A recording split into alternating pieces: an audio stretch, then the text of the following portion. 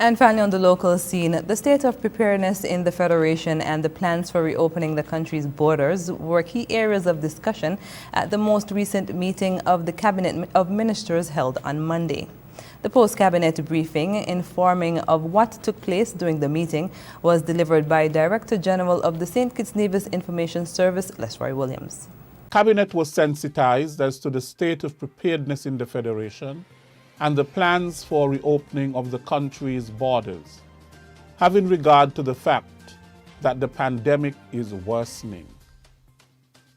Cabinet was also informed of the medical science and what infrastructure requirements would have to be put in place if the borders were to be opened with minimum risk to the health of citizens and residents of the Federation.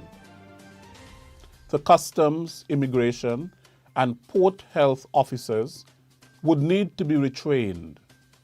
The use of technology, scanners, and thermal imaging equipment must be employed, all in an effort to ensure arriving passengers are COVID-free. He said it was recommended that a core working group be put in place to guide the reopening of the borders. It was also suggested that there should be a phased approach to reopening, and that the protocols and regulations for health and safety of the nation be made clear and strictly followed.